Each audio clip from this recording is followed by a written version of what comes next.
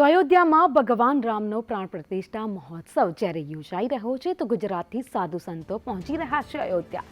સાધુ સંતોએ સંદેશ ન્યૂઝ સાથે ખાસ વાતચીત કરી. સાધુ સંતોમાં આનંદ અને ઉત્સાહ જોવા મળી રહ્યો છે. આ અવસરના સાક્ષી થવાની તક તેમને મળી છે.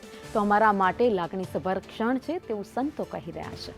ભગવાન પોતાના ઘરમાં બિરાજમાન થશે.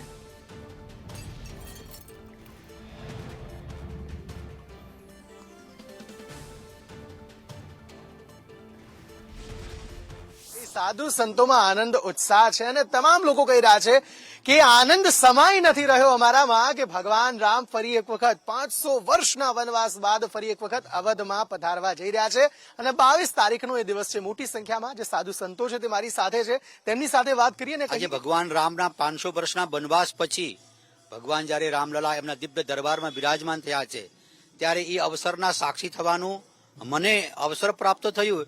એના માટે એની શબ્દોમાં એ ખુશીની ભાષા અભિવ્યક્ત નથી કરી શકતા. અમને અતિ આનંદ છે એ વસ્તુને.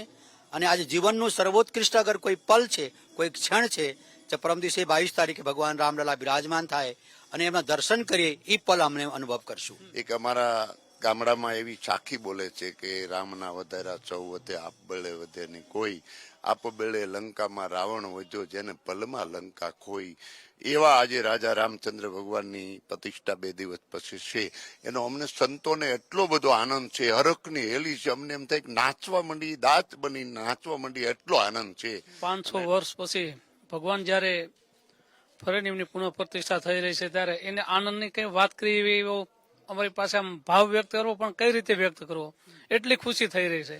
જો આનંદ સિંધુ સુખ રાશી ઓ શીકર તે ત્રૈલોક્ય સુપાસી સો સુખ ધામ राम असनामा अखिल लोकदायक विश्रामा.